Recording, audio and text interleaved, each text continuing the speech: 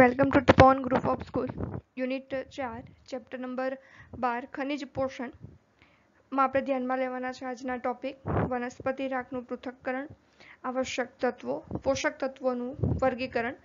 અહીંયા આપણે પાર્ટ 1 માં જેટલી પણ માહિતી જોઈશું તમારે શોર્ટમાં તે માહિતી લખતી જવાની છે અને એ લખતી જતી માહિતી તમારે લિસ્ટિંગ આઉટ કરીને એની શોર્ટકટ નોટ પ્રિપેર કરવાની છે. આ મટીરિયલ તમારી પાસે જે એલન છે એનું જ એક શોર્ટકટ ફોર્મ બનાવીને અહીંયા તમને સમજાવું છું, જેથી કરીને તમે તમારા મટીરિયલમાં અંડરલાઇન કરી શકો. જે પોઈન્ટ હું અંડરલાઇન કરું છું એ પણ તમારે જાતે અંડરલાઇન કરી લેવાના છે અને એની નોટ્સ બનાવવાની છે. હવે આપણે સ્ટાર્ટ કરવાના છે પ્રસ્તાવના. પ્રસ્તાવનામાં માહિતી જોઈએ તો બેઝિક ઇન્ટ્રોડક્ટરી માહિતી આપણને મળવાની છે. બહુ સામાન્ય ચેપ્ટર છે. આ ચેપ્ટરમાંથી નીટમાં એવરેજ એક સવાલ દર વર્ષે આવતો હોય અને એ પણ આગળના આજના જે ટોપિક છે એમાંથી તો દર 2 કે 3 વર્ષે એક સવાલ આવતો હોય છે. એટલે એટલી ખાસ ઇમ્પોર્ટન્ટ માહિતી નથી. આપણે આ ચેપ્ટર માટે નાઇટ્રોજનનું સ્થાપન છે તે બહુ વ્યવસ્થિત રીતે ભણીશું. અહીં આપણને આ માહિતી આપેલી છે, વાંચી લઈએ, સમજતા જઈએ અને સમજીને એની નોટ પ્રિપેર કરીને એને યાદ રાખીએ. હવે આપણે ધ્યાનમાં લઈએ તો કે પ્રસ્તાવનામાં શું આપ્યું છે. ખનિજ પોષણમાં મોટાભાગના ખનિજો જે જમીનમાં હાજર છે તેનું શોષણ વનસ્પતિ મૂળ દ્વારા કરે છે. એમ તો આપણને ધ્યાનમાં છે કે જે કંઈ પણ દ્રવ્યો જે જમીનમાં રહેલા છે તેનું શોષણ કોના દ્વારા થાય છે તો કે તેનું શોષણ વનસ્પતિ મૂળ દ્વારા થાય છે.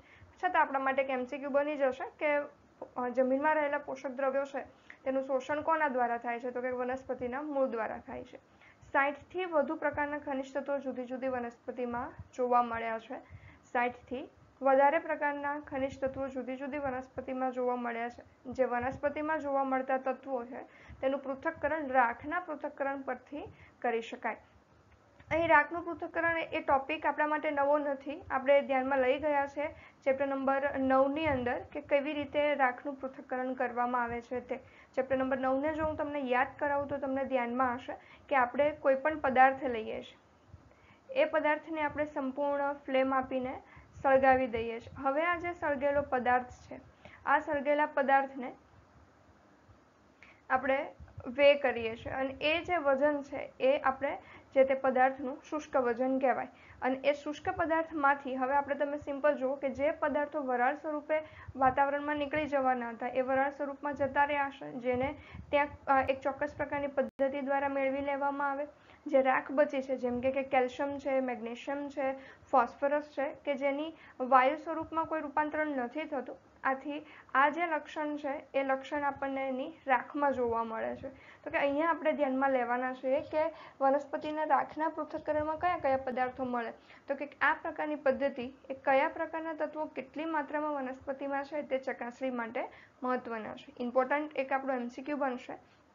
આ પ્રકારના તત્વો કેટલી માત્રામાં અને કઈ આ પદ્ધતિએ કયા પ્રકારના, બંને આપણને આ પોઈન્ટ ધ્યાનમાં આવે. જે રાખની એનાલિસિસની પદ્ધતિ છે એમાં કયો પ્રકાર અને કેટલી માત્રા જે તે પદાર્થની છે. જે એક્ઝામ્પલ આપણે લઈએ કે કેલ્શિયમનું પ્રમાણ હોય તો કેલ્શિયમ છે તે કયા ફોર્મમાં છે તો કે આપણે ધ્યાનમાં રાખીએ કે કેલ્શિયમ કાર્બોનેટ ફોર્મમાં હોઈ શકે, કેલ્શિયમ સોલિડ ફોર્મમાં હોઈ શકે, કેલ્શિયમ આયન ફોર્મમાં હોઈ શકે. તો વનસ્પતિમાં કયા ફોર્મમાં છે, કયા સ્વરૂપમાં છે તે આપણે જાણવાનું છે અને કેટલી માત્રામાં છે. તો આ બંને વસ્તુની માહિતી છે આપણને કોના પરથી મળશે તો કે રાખના પૃથક્કરણ પરથી મળશે. કેલ્શિયમ કયા ફોર્મમાં મળે છે આગળ આપણે ટેબલમાં જોઈશું.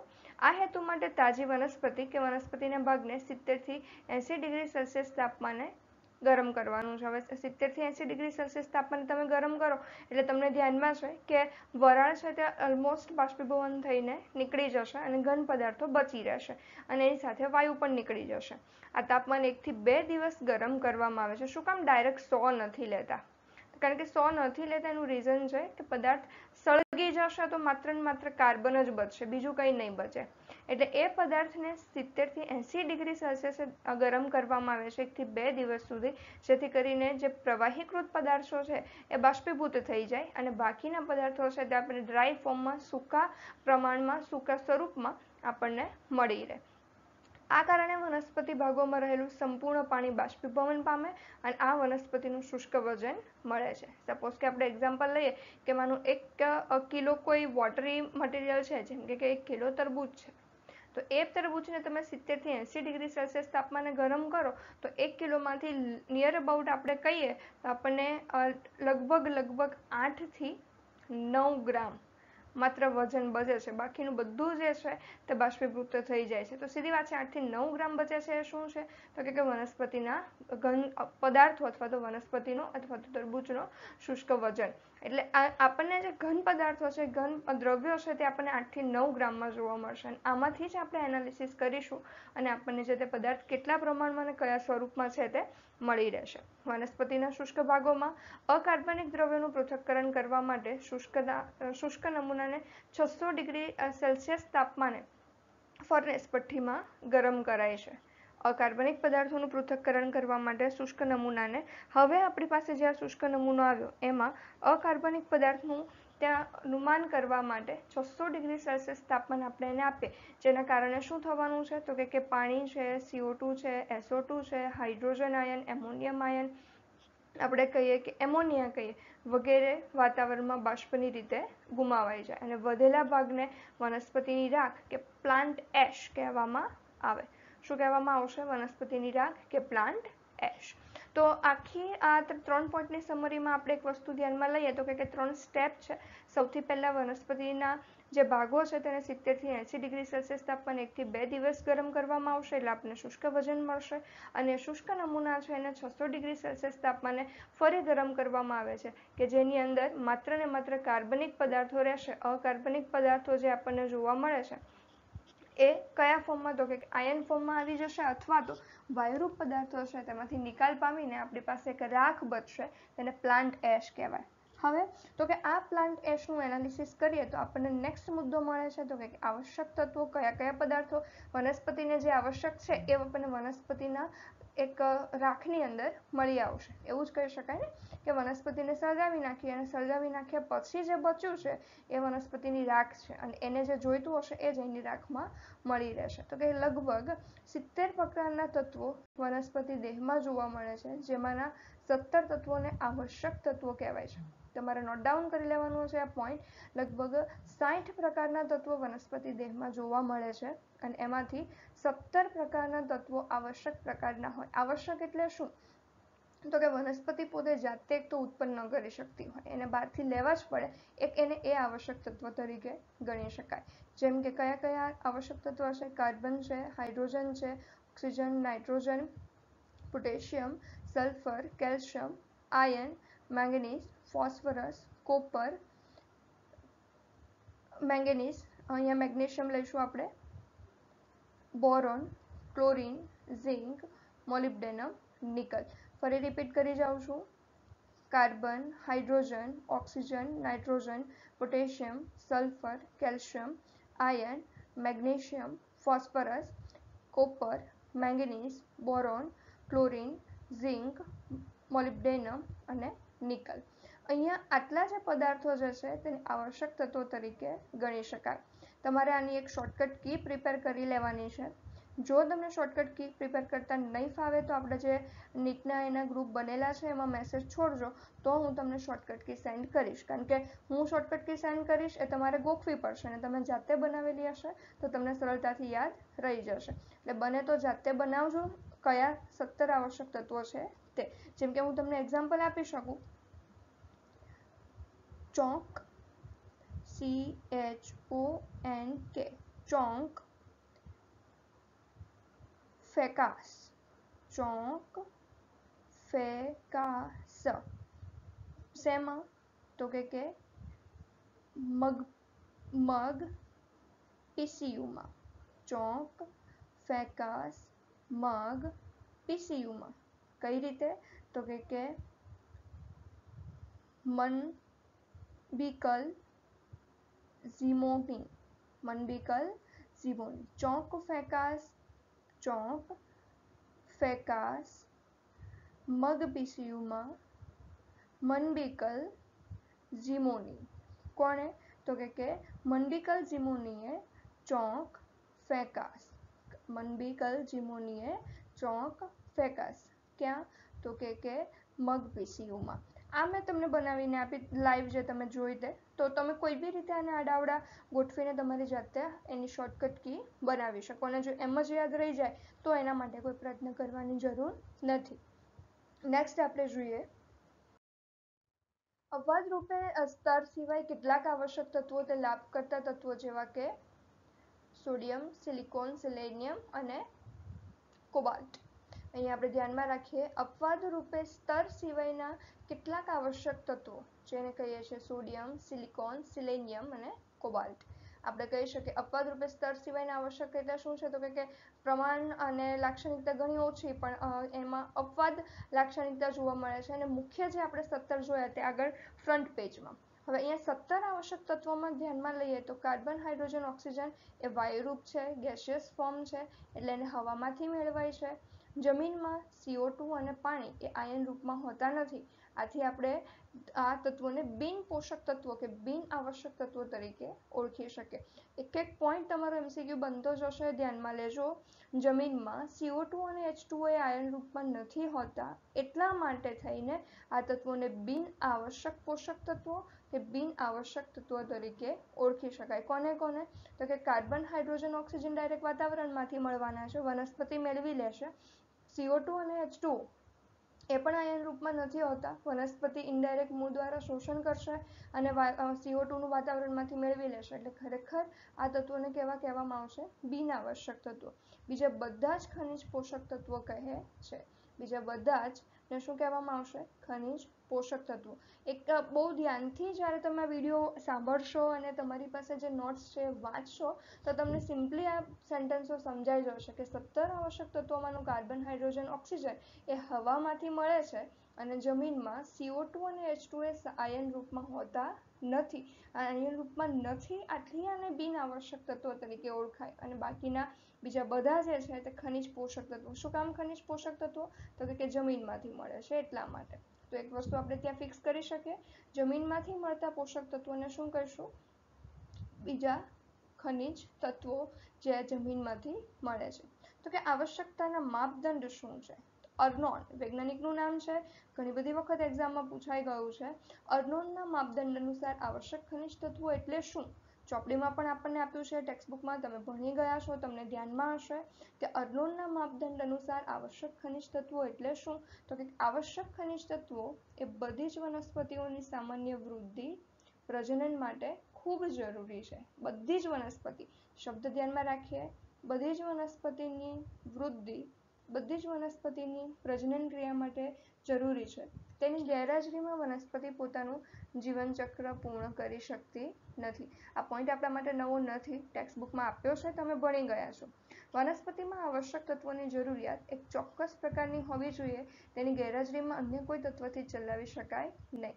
સિમ્પલ આપણે એવું કહી શકીએ કે ક્યારેક જો જમીનમાં કેલ્શિયમની ઉણપ હોય તો વનસ્પતિ છે તે કેલ્શિયમની હાજરીમાં ક્લોરીન કે બીજો કોઈ તત્વ ઉમેરી ત્યાંથી ચલાવી લેશે નહીં. કેલ્શિયમ વગર જો નથી ચાલતું અથવા તો કેલ્શિયમનો કોઈ ઓપ્શન નથી, આથી કેલ્શિયમને શું કહીએ? ત્યાં આવશ્યક તત્વ. આથી એ તમને પોઈન્ટ સમજાઈ જશે કે કોઈ એક તત્વની ગેરહાજરીમાં અન્ય કોઈ તત્વથી ચલાવી ન શકાય. વનસ્પતિમાં તત્વો ચયાપચયમાં સીધા જ સંકળાયેલા છે. સીધા સંકળાયેલા અર્થાત શું? તો કે ઘણીવાર એવું હોય કે કેલ્શિયમ નથી પણ કેલ્શિયમ કાર્બોનેટ છે, તો એ કેસમાં વનસ્પતિ કેલ્શિયમ કાર્બોનેટને પણ ઉપયોગમાં લેતી નથી. કેલ્શિયમ એટલે કેલ્શિયમ આયન જ એના માટે જવાબદાર હોવાનો છે અથવા તો કેલ્શિયમ આયન જ જોઈશે. તો એ કેસમાં આપણે જોઈએ તો વનસ્પતિના તત્વો ચયાપચયમાં સીધા જ સંકળાયેલા છે. આ કેલ્શિયમ કાર્બોનેટ સ્વરૂપ એટલે ઇનડાયરેક્ટ ફોર્મ થયો. ડાયરેક્ટ કેલ્શિયમ નથી. કેલ્શિયમ કોઈકની સાથે જોડાયો, કોઈ બીજો અણુ ચયાપચયમાં જોડાય, આવું નથી થતું. અણુ ડાયરેક્ટ જ પોતે એ ચયાપચયની પ્રક્રિયામાં ઇન્વોલ્વ થાય છે.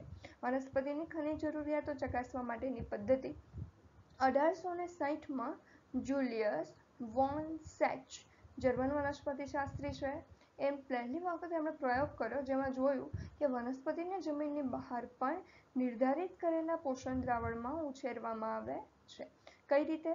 તો કે 1860 1960 વૈજ્ઞાનિકનું નામ યાદ રાખીશું, જુલિયન વોન સેચ એ પહેલી વખત પ્રયોગ કર્યો અને જેમણે જોયું કે વનસ્પતિને જમીનની બહાર નિર્ધારિત કરેલા પોષણ દ્રાવણમાં ઉછેરવામાં આવે છે.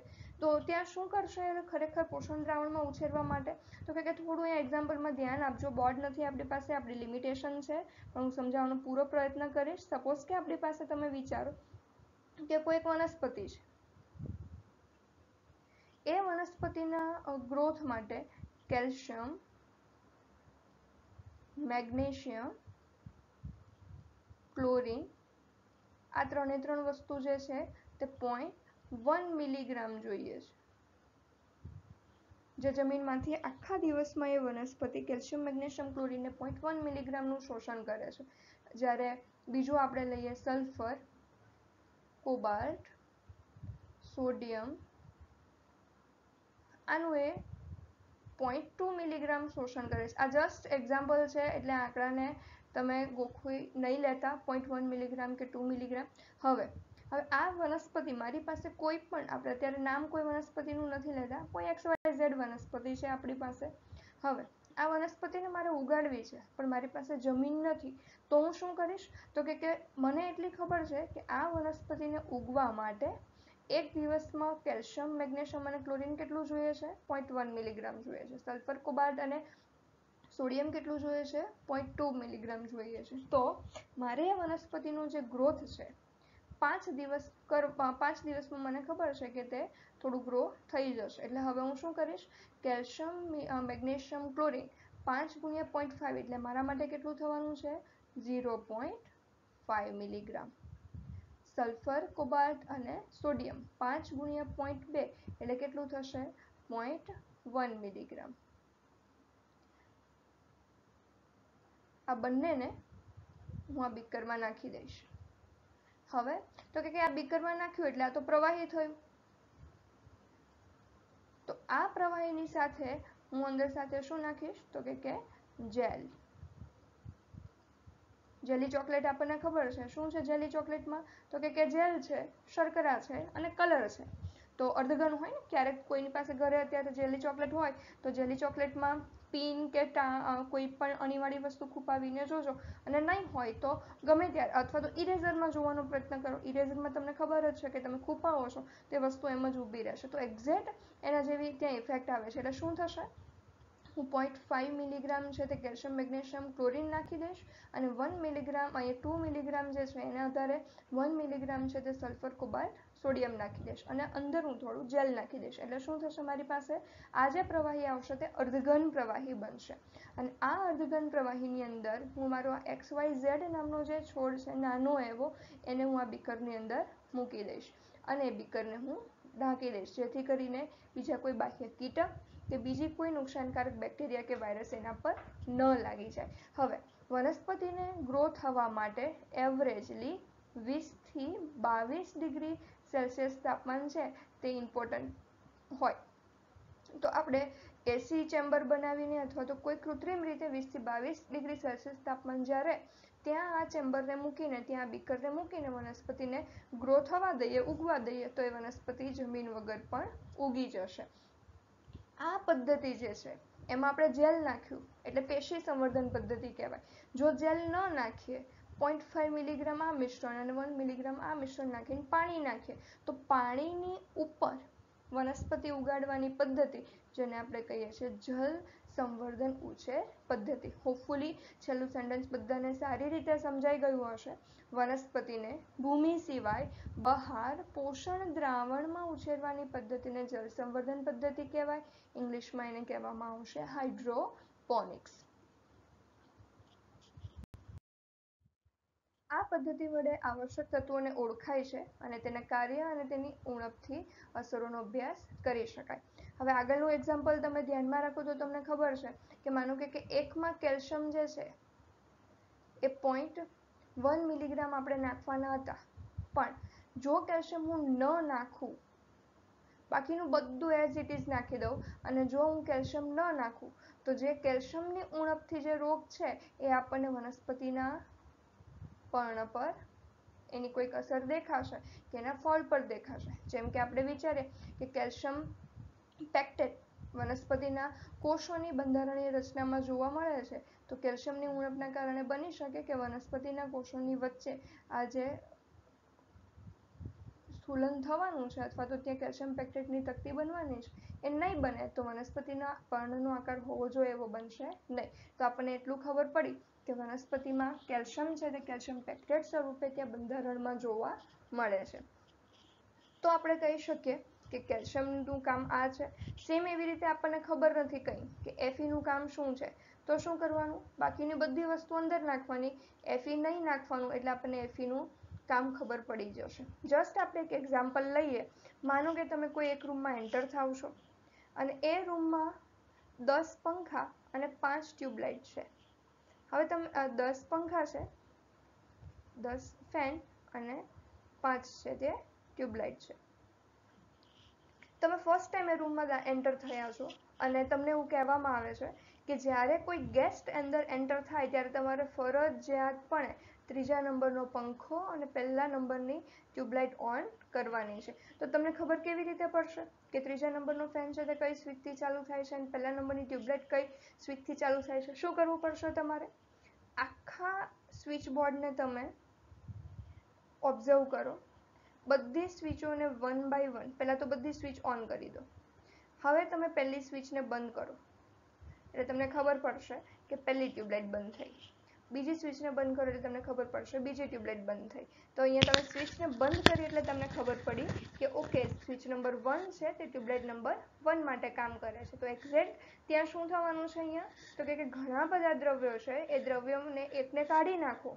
પોષક દ્રવ્ય માધ્યમમાં, જમીનમાંથી તો કાઢવું શક્ય છે નહીં, એટલે જ્યારે બીકરમાં એ વનસ્પતિને ગ્રો કરો છો ત્યારે એમાં બધું નાખો, પણ જેનો અભ્યાસ કરવો હશે એને એમાં નાખવાનું નહીં. અને નહીં નાખો એટલે શું થશે, એ પદાર્થની ઉણપ સર્જાશે. અને પછી આપણે કહી શકશું કે કેલ્શિયમની ઉણપથી આવું થાય, કે ફોસ્ફરસની ઉણપથી છે તે પર્ણો પર ટપકા પડે, કે મેગ્નેશિયમની ઉણપથી છે તે પાકની વૃદ્ધિ નહીં થાય, આપણે આવું કહી શકીએ.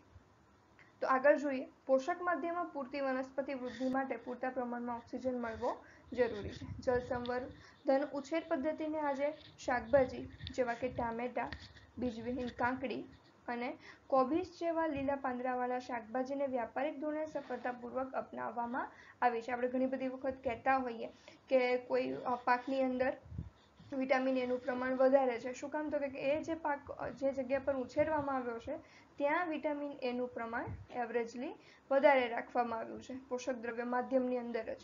તો એ પરિસ્થિતિમાં અહીંયા આપણે કહી શકીએ કે તેનો ગ્રો થયો અને એની અંદર જે તે પદાર્થનું પ્રમાણ વધારે છે. પોષક તત્વોનું વર્ગીકરણ, તો કે તેના કાર્યના આધારે અહીંયા આપણે વર્ગીકરણ જોઈએ. આ વસ્તુ પણ આપણને ટેક્સ્ટ બુકમાં આપેલી છે, એટલે અહીંયા તો રિપીટેશનમાં જ આપી છે, પણ છતાં એક વખત શોર્ટમાં જોઈ લઈએ. ખનિજ પોષક તત્વોને તેમના વિવિધ કાર્યને અનુલક્ષીને 4 જૂથમાં વહેંચાય. આવશ્યક તત્વો જે જૈવિક અણુના ભાગો છે, આથી તેને બંધારણીય આવશ્યક તત્વો કહેવાય. આવશ્યક તત્વો જે જૈવિક અણુના ભાગો છે, આથી તેને બંધારણીય આવશ્યક તત્વો કહેવાય. કાર્બન, હાઇડ્રોજન, ઓક્સિજન અને નાઇટ્રોજન. તમે જુઓ, ચેપ્ટર નંબર 9 આપણે ભણી ગયા છે. આપણને ખબર છે કે વનસ્પતિ હોય કે પ્રાણી હોય, શર્કરા જોઈએ જ છે, અને શર્કરાની અંદર કાર્બન, ઓક્સિજન અને હાઇડ્રોજન ફરજિયાત છે. વનસ્પતિ હોય કે પ્રાણી હોય, પ્રોટીન જોઈએ જ છે. તો ગુરુ પોષક તત્વો અને લઘુ પોષક તત્વો. ગુરુ પોષક તત્વોનું પ્રમાણ જે છે આપણને જોવા મળે છે. ગુરુ પોષક તત્વો અને લઘુ પોષક તત્વો. ગુરુ પોષક તત્વો એટલે કે મેજર એલિમેન્ટ્સ, માઇક્રોન્યુટ્રિયન્ટ, અને લઘુ પોષક તત્વો એટલે કે સૂક્ષ્મ પોષક તત્વો, માઇનર ન્યુટ્રિયન્ટ અથવા તો મેક્રોન્યુટ્રિયન્ટની જગ્યા પર અહીંયા આપણે લઈએ છીએ માઇક્રોન્યુટ્રિયન્ટ. પ્રમાણ ધ્યાનમાં રાખીશું 1 થી 10 માઇક્રોગ્રામ. સૂક્ષ્મ પોષક તત્વોનું પ્રમાણ ધ્યાનમાં રાખીશું આપણે 1 થી 0.1 માઇક્રોગ્રામ. તમે જુઓ છો બંનેના પ્રમાણમાં ખાસો ડિફરન્સ છે. આનું મેક્સિમમ પ્રમાણ 1 છે, જ્યારે લઘુ પોષક તત્વોનું મેક્સિમમ પ્રમાણ કેટલું છે? લઘુ પોષક તત્વોનું મેક્સિમમ પ્રમાણ 1 છે, જ્યારે ગુરુ પોષક તત્વોનું મેક્સિમમ પ્રમાણ કેટલું છે? 10 છે. હવે અહીંયા એક્ઝામમાં તમને ક્વેશ્ચન કેવી રીતે પૂછાય તો કે કોઈ પણ 4 તત્વો આપ્યા હોય, 4 તત્વોમાંથી તમને એવું કહે કે નીચેનામાંથી કયું ગુરુ પોષક તત્વ નથી, તો એ તમારે અહીંયાના જે ગુરુ પોષક તત્વો અને લઘુ પોષક તત્વોની જે માહિતી આપેલી છે એના ઉપરથી તમે યાદ રાખી શકો, જેમ કે કેલ્શિયમ છે, હાઇડ્રોજન છે, ઓક્સિજન છે અને ક્લોરીન છે. તો તમને કહેવામાં આવે કે નીચેનામાંથી કયું ગુરુ પોષક તત્વ નથી, તો તમારે ધ્યાનમાં રાખવાનું કે ક્લોરીન નથી. તો એના માટે શું કરવું પડશે તમારે તો કે બેમાંથી કોઈ પણ એકની કી બનાવી લો, અને કી બનાવશો એટલે તમે આના પર એપ્લાય કરો એટલે તમને બંને માહિતી છે તે બહુ સારી રીતે ધ્યાનમાં રહી જશે. હવે આપણે ધ્યાનમાં રાખીએ ખનિજ પોષણ. ખનિજ પોષણમાં તમને વેરી ફર્સ્ટ આપ્યું છે નાઇટ્રોજન. નાઇટ્રોજનમાં શું છે તો કે નાઇટ્રોજન શેના માટે જવાબદાર છે તો કે વૃદ્ધિ માટે, વૃદ્ધિ, ચયાપચય, આનુવંશિકતા અને પ્રજનનમાં મહત્વનું છે. કયા સ્વરૂપે નાઇટ્રોજનનું શોષણ થાય છે જમીનમાંથી તો કે નાઇટ્રેટ સ્વરૂપે, NO3- સ્વરૂપે, કેટલીક વાર નાઇટ્રાઇટ કે એમોનિયમ આયન સ્વરૂપે પણ શોષણ થતું જોવા મળે. કાર્ય શું છે તો મુખ્યત્વે નાઇટ્રોજન આપણને ખબર છે કે પ્રોટીનના બંધારણમાં એમિનો સ્વરૂપમાં નાઇટ્રોજન છે, RNAના ફોર્મમાં પણ નાઇટ્રોજન જોવા મળે છે, પ્યુરિન પ્યુરિમિડિન રિંગમાં અને DNAમાં પણ. હરિતદ્રવ્યના ઘટકમાં પોર્ફિરિન અને સાઇટોક્રોમમાં આવેલું છે, તેથી પ્રકાશ સંશ્લેષણ અને શોષણમાં મહત્તમ રોલ પ્લે કરે છે. વિટામિનોના સહઉત્સેચક તરીકે આવેલું છે. તો ઇન શોર્ટ કે તમે માહિતી જુઓ ને તો યાદ રાખવા સિવાય આપણે બીજો કોઈ ઓપ્શન નથી. પણ યાદ કેવી રીતે રાખવાનું તો કે જેટલા જૂના ચેપ્ટર આપણે આગળના ભણી ગયા એમાં કશે ને કશે આનો રોલ આવી જાય છે, જેને યાદ કરીને આપણે અહીંયા માહિતી જોવાની કે ઓકે અંતઃસ્રાવ છે, ઇન્ડોલ એસિટિક એસિડ અને ATPase નો ઘટક, તો કે ચાલો ઇન્ડોલ એસિટિક એસિડ નથી આવ્યો પણ ATPase આવી ગયો છે, આપણને ખબર છે. તો ATPase નું બંધારણ જુઓ, ATPase નું બંધારણ જોવામાં તમને નાઇટ્રોજન દેખાશે. Indole acetic acid chapter number 15 માં આવશે, જોઈશું આપણે. તો એવી રીતે અંતઃસ્રાવના બંધારણમાં NO3, NO2 અને એમોનિયા સ્વરૂપે જમીનમાંથી શોષણ થાય. નાઇટ્રોજન સ્થાપક કેટલીક વનસ્પતિમાં સ્થાપન થઈને રાઇઝોબિયા, એઝોલા અને કેટલીક ફૂગમાં સહજીવન માટે આધારિત લાક્ષણિકતા પણ ત્યાં આપણને જોવા મળશે. ત્રુટિજનની અસરમાં શું છે તો કે ક્લોરોસિસ. સીધી વાત છે, જો હરિતદ્રવ્ય પ્રોપર નહીં બને તો લીલો રંગ નહીં બને, લીલો રંગ નહીં બને તો પર્ણ પીળું બનશે, ક્લોરોસિસ. પ્રકાંડ પર્ણવૃંત અને પર્ણમાં એન્થોસાયનિનનું નિર્માણ કરે છે. પ્રકાંડ પર્ણવૃંત અને પર્ણમાં એન્થોસાયનિનનું નિર્માણ કરે કે જે લીલા રંગને અવરોધીને લાલ રંગ માટે જવાબદાર છે. વનસ્પતિમાં કુંઠિત વૃદ્ધિ એટલે કે વૃદ્ધિમાં અટકાવવું, ઘટાડો થવો અથવા તો ઓછી થવી. શેના કારણે ઓછી થાય તો કે કોષ વિભાજન ઓછું થાય છે, શોષણમાં ઘટાડો થાય છે, એના કારણે વૃદ્ધિ ઓછી થાય છે. પ્રોટીન સંશ્લેષણ, કોષ વિસ્તરણ અને હરિતદ્રવ્યનું સંશ્લેષણ ઘટવું. પ્રોટીન સંશ્લેષણ, કોષ વિસ્તરણ અને હરિતદ્રવ્યના સંશ્લેષણમાં ઘટાડો થાય છે. પુષ્પોદ્ભવ સમય કરતાં વધારે મોડો થઈ જવો જોઈએ એના કરતાં, અને નાઇટ્રોજનના ભરાવાના કારણે ફૂગજન્ય રોગ થવાના ચાન્સ વધે છે અને બીજ સુષુપ્તતા પણ વધે છે. તો તમે આખી ત્રુટિજન્ય અસરને જોવાનો પ્રયત્ન કરો ને તો તમને એક વસ્તુ સમજાશે કે જે મેઇન DNA થી કંટ્રોલ થતી વસ્તુ છે, જેમ કે કોષ વિભાજન અને એના વિસ્તરણ સાથે સંકળાયેલી પ્રક્રિયા છે, એ પ્રક્રિયા અસરગ્રસ્ત થાય અને એના કારણે આપણે ધ્યાનમાં લઈ શકીએ કે આખી જે પ્રક્રિયા છે, આ પ્રોસેસ છે એ અસરગ્રસ્ત થઈ જતી જોવા મળે છે. તો જેમ જેમ આ ચેપ્ટરો આપણે આગળ જતા જશું, આગળ પણ મેં તમને કીધું એમ કે 17 આયન છે, 17 આયનના નામ, કાર્ય અને ત્રુટિજનની અસર યાદ રાખવાનું. કદાચ એક વખત માટે એવું કહી દઉં કે ગોખીને યાદ રાખવું, જેવી રીતે તમારે યાદ રાખવું એવી રીતે પણ આપણે માહિતી યાદ રાખીશું તો આપણે એના MCQ at a time attend થશે. પણ જો યાદ નથી રહેતું તો એને મૂકી નથી દેવાનું, વારંવાર રિવિઝન કરવાનું છે, જેથી કરીને જે 50 થી 60% યાદ રહે એ આપણા માટે અહીંયા ઇનફ છે. આગળ જોઈએ.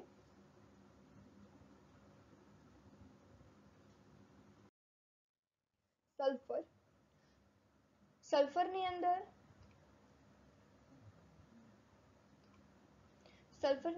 SO4-2 એટલે કે સલ્ફેટ આયન પ્રકારે એનું શોષણ થાય.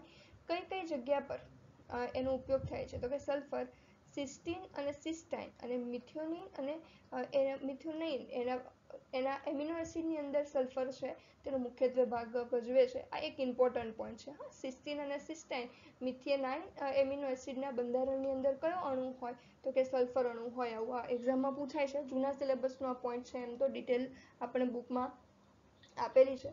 શ્વસનમાં એસિટાઇલ CoA સાથે જે આપણે વાત કરી છે તે, તો શોષણમાં CoA, બાયોટીન તથા થાઇમિન અને વિટામિનમાં આપણને જોવા મળે. શોષણમાં CoA, બાયોટીન, શોષણમાં CoAમાં બાયોટીન તથા થાઇમિનના વિટામિનમાં પણ સલ્ફર જોવા મળે છે. આ સેકન્ડ ઇમ્પોર્ટન્ટ પોઈન્ટ છે જે આપણે ધ્યાનમાં રાખવાનો છે.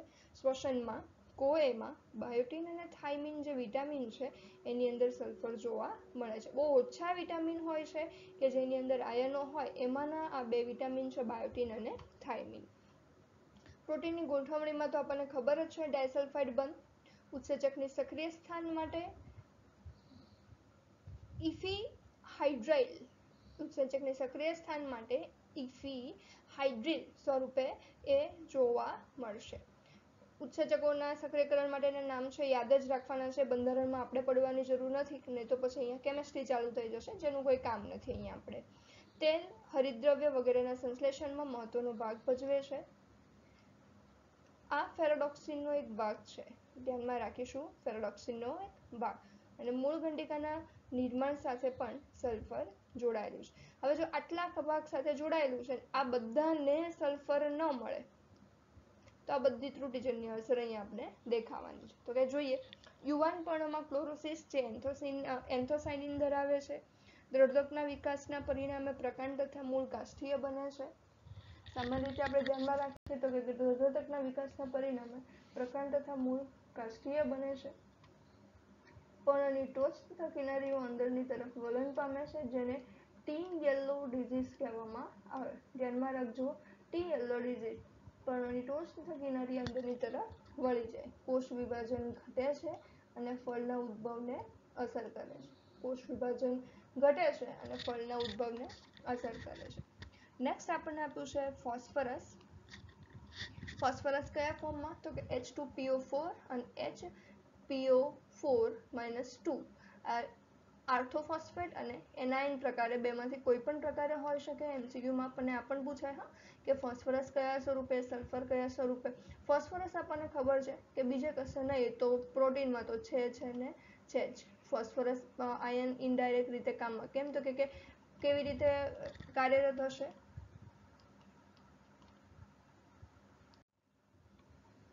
કેવી રીતે કાર્યરત હશે? તો કે ફોસ્ફરસના ફોર્મમાં એ કાર્યરત જોવા મળશે. હવે જો ફોસ્ફરસ ફોર્મમાં એ કાર્યરત હોય તો આપણે ધ્યાનમાં રાખવું પડશે કે આરએનએ અને ડીએનએ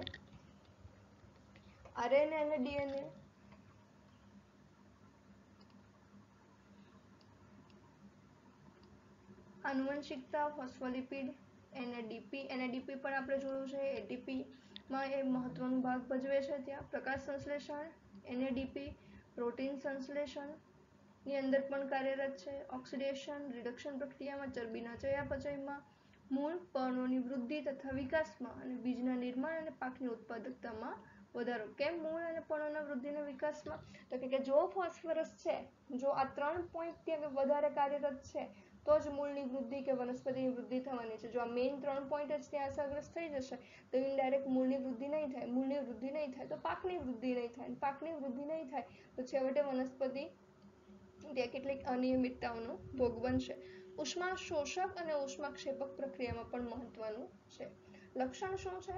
તો કે ક સમયનું પર્ણપતન, નેક્રોસિસ, એન્થોસાયનિનનું નિર્માણ. ક સમયનું પર્ણપતન અને નેક્રોસિસ, એન્થોસાયનિનનું નિર્માણ. નેક્રોસિસ એટલે ધ્યાનમાં લઈ શકીએ પર્ણ ક સમય આધારિત પડી જવા. પ્રોટીનના સંશ્લેષણમાં ઘટાડો થાય. મૂળ તથા પ્રરોહની વૃદ્ધિમાં ફેરફાર થવો અને ધીમો પુષ્પોદ્ભવ થવો. જલવાહક અને અન્નવાહક વિભેદનમાં ઘટાડો થવો. બીજાંકુરણ અવરોધે છે. મુદ્દાઓ કેલ્શિયમ.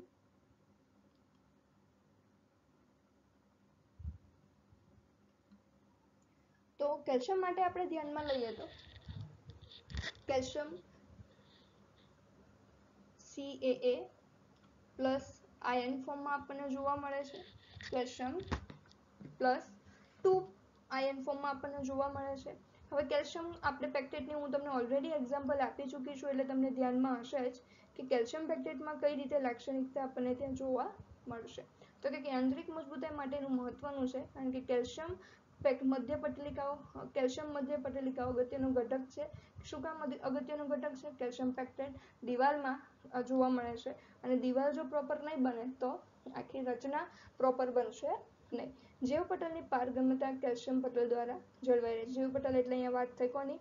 કોષરસ પટલની. એ પારગમ્યતા એટલે કોઈ પણ પદાર્થની અવર જવર કોના દ્વારા? તો કે કેલ્શિયમ આયન દ્વારા જળવાઈ રહે છે.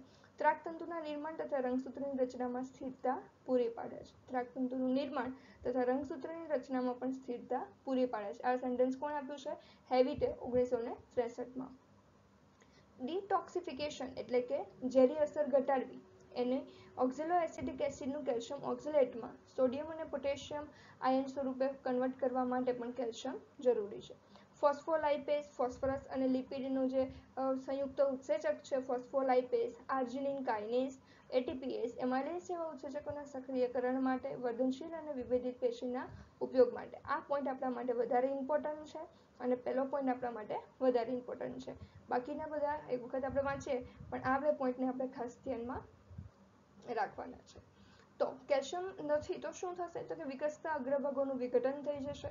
અગ્રભાગમાં મૂળ પણ હોય અને પ્રરોપ પણ હોય અને પર્ણનો પણ અગ્રભાગ હોય તો એનું વિઘટન થાય.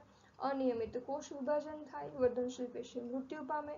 યુવાન પર્ણની કિનારી પર ક્લોરોસિસ થાય. ક્લોરોસિસ એટલે શું થશે? આપણે આગળ જ જોઈ ગયા કે યુવાન પર્ણની કિનારી નવું જ પર્ણ હજુ તાજું ફૂટી નીકળ્યું હોય તો એની પર્ણ કિનારી તો પીળી નહીં પડવી જોઈએ પણ છતાં પણ આવી અસરના કારણે પર્ણની જે કિનારી છે આ કિનારીના ભાગે આપણને પર્ણ પીળું પડી ગયેલું જોવા મળે.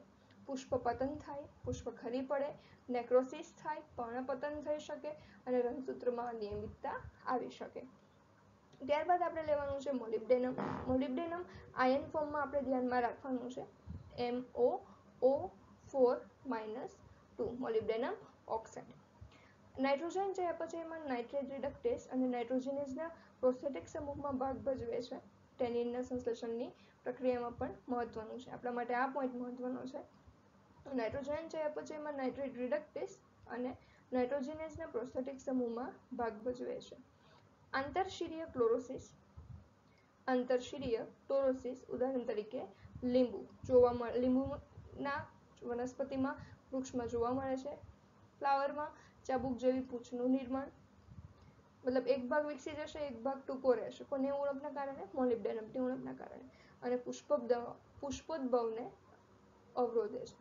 પુષ્પોદ જે ઉત્પન્ન થાય છે એ પ્રક્રિયા જેને આપણે કહીએ છીએ પુષ્પોદ્ભવ જેને અવરોધે છે. પુષ્પ ઉત્પન્ન થવાની પ્રક્રિયાને ધીમી પાડે છે. નેક્સ્ટ ધ્યાનમાં રાખીએ તો પોટેશિયમ માત્ર K+ આયન સ્વરૂપે તેનું જે શોષણ થાય છે. મોનોવેલેન્ટ કેટાયન છે એટલે કે સિંગલ એક જ સ્વરૂપમાં એનું રૂપાંતરણ થાય છે. મોનોવેલેન્ટ કેટાયન છે જે મુક્ત સ્વરૂપે જોવા મળે છે. મોસ્ટ ઇમ્પોર્ટન્ટમાંનો એક છે આપણે ધ્યાનમાં રાખવાનો છે કે કાર્બનિક પદાર્થમાં અગત્યનો ઘટક નથી પરંતુ શ્વસન, પ્રકાશ સંશ્લેષણ તથા પ્રોટીન સંશ્લેષણમાં તેનું અગત્યતા છે. Important point. વાયુરંધ્રના હલનચલન અને ઉત્સેદનમાં પણ મહત્વનું. વાયુરંધ્રના હલનચલન માટે જવાબદાર તમને જો ધ્યાનમાં હોય તો વાયુરંધ્રના ખુલવા અને બંધ થવાની પ્રક્રિયા માટે આપણે ધ્યાનમાં લીધેલું તો હલનચલન માટે અહીંયા પોટેશિયમ છે તે ઇમ્પોર્ટન્ટ થશે. સ્ટાર્ચના સંશ્લેષણ તથા વાંચણી અને પારગમ્યતાનું નિયંત્રણ કરે છે. સ્ટાર્ચનું સંશ્લેષણ, સ્ટાર્ચ બનવું, સ્ટાર્ચને ક્યાં મોકલાવવું, સ્ટાર્ચને શેમાંથી પસાર થવા દેવું વગેરેનું નિયંત્રણ અને તેની વહેંચણી એનું અહીંયા નિયંત્રણ કરે છે. અને વર્ધનશીલ પેશી દ્વારા વધુ જરૂરિયાત એની ઊભી થાય તો કે વર્ધનશીલ પેશીમાં વિભાજન માટે તે મહત્વનું છે. જો પોટેશિયમ નથી મળતું તો કયા રોગ થાય? તો કે આંતરગાંઠો ટૂંકી બને. આંતરશિરીય ક્લોરોસિસ થાય. ડાયબેક રોગ રોગનું નામ છે આંતરશિરીય ક્લોરોસિસ થવાના કારણે થતો રોગ ડાયબેક રોગ. પર્ણની ટોચ પર નેક્રોસિસ જોવા મળે છે તથા કિનારી તરફ નીચેની તરફ વળી જાય છે. કાર્બોદિતના ચયાપચયને અટકાવે છે. બટાટા તથા બીટમાં તથા કાર્બોદિતના સંગ્રહને અવરોધે છે. અગ્રીય પ્રભુત્વ ઘટે છે. બીજના નિર્માણમાં ઘટાડો થશે. અગ્રીય પ્રભુત્વ ઘટશે અને બીજના નિર્માણમાં ઘટાડો થાય. નેક્સ્ટ આપણને આપ્યું છે મેગ્નેશિયમ. તો કે મેગ્નેશિયમ તો હરિતદ્રવ્યનો મોસ્ટ ઇમ્પોર્ટન્ટ પાર્ટ છે અને એના કારણે જ થતી જે પ્રક્રિયા છે તે બધી આપણને ત્રુટી જોવા મળશે. તો કે હરિતદ્રવ્યનો ઘટક છે અને રિબોઝોમલ અને બાઇન્ડિંગ એકમ તરીકે વર્તે છે. ફોસ્ફેટના વહનની પ્રક્રિયામાં અતિ આવશ્યક છે. આપણે 12મા ધોરણમાં આનો એક ઉલ્લેખ આવશે. ફોસ્ફેટના વહનની પ્રક્રિયામાં અતિ આવશ્યક છે. કાર્બોદિત ચયાપચયમાં અસંખ્ય ઉત્સેચકોના જેમ કે હેક્ઝોકાઇનેઝના સક્રિય કારક તરીકે વર્તે છે. કોષ દિવાલના નિર્માણમાં ડીએનએ તથા આરએનએના સંશ્લેષણમાં પણ આપણને મેગ્નેશિયમ જોવા મળે છે. અહીંયા યાદ જ રાખી લેવું પડશે કારણ કે આના મુખ્ય જેટલા પણ કાર્યો છે તે આપણે 12મા ધોરણના ચેપ્ટરોમાં આવે છે. તો પહેલું એની ત્રુટિથી શું થશે તો કે જૂના પર્ણમાં એન્થ્રોસાયનિનનું નિર્માણ અને આંતરપેશીય શિરામાં મોટા પાયે ક્લોરોસિસ જોવા મળે. પીળી પડે અને એન્થ્રોસાયનિનના નિર્માણને કારણે લાલાશ પડતી પીળી પડશે પણ લીલી નહીં રહે. નેક્રોટિક સ્પોટ એટલે કે પીળા ટપકા અને ગ્લાયકોલિસિસ તથા ક્રેબ્સ ચક્રને અવરોધે છે. આથી કાર્બોદિતના ચયાપચય એટલે કે ગ્લુકોઝ બનવાની પ્રક્રિયાને પણ અવરોધે છે.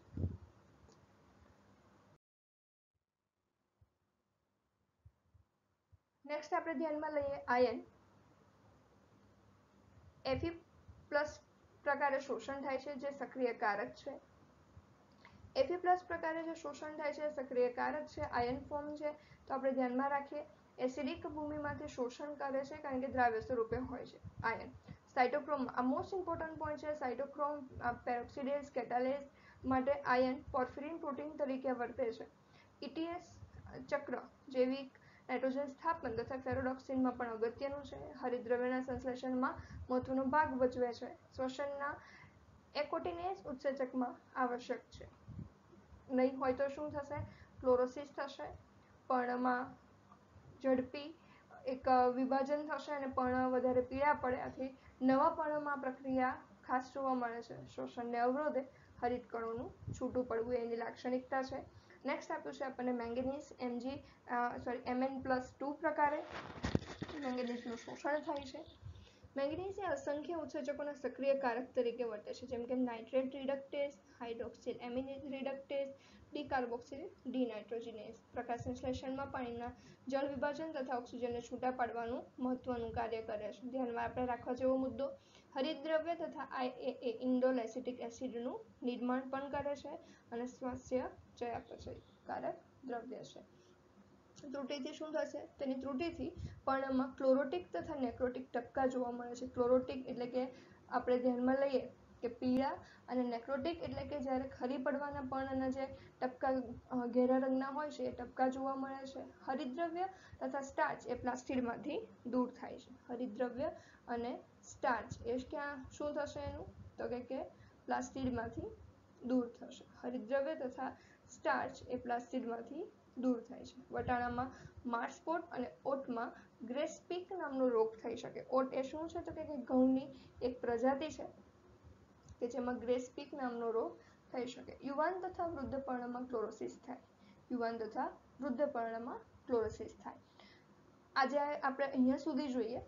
નેક્સ્ટ હવે અહીંયા તમે જોયું તો તમને એવું લાગશે કે મેડમ તો આમાં જેટલી માહિતી આપેલી છે બધી વાંચી જ જાય છે પણ હકીકતમાં તમારે આ મુદ્દાઓ જેટલા પણ છે એ મુદ્દાઓને ધ્યાનમાં રાખવાના છે. કેવી રીતે તો કે પાસ્ટ જેટલા ચેપ્ટરો ભણી ગયા છો એ ચેપ્ટરોને ધ્યાનમાં લઈને તમારે આ ચેપ્ટરને તૈયાર કરવાનું છે. એટલા માટે જ આપણે આ ચેપ્ટર લાસ્ટમાં પણ રાખેલું કે જેથી કરીને આગળની તમને બધી માહિતી સમજાઈ જાય. એટલે તમારે કરવાનું શું છે મેં તમને સ્ટાર્ટિંગમાં જ કીધું કે અંડરલાઇન કરીને પોઈન્ટ વાંચજો, યાદ રાખવાનો પ્રયત્ન કરજો. બધા જ તત્વો પતી જશે ને પછી હું લાસ્ટમાં કહીશ કે કયા કયા તમારે ઇમ્પોર્ટન્ટલી યાદ રાખવાના છે. બાકીના એ વાંચી જશો.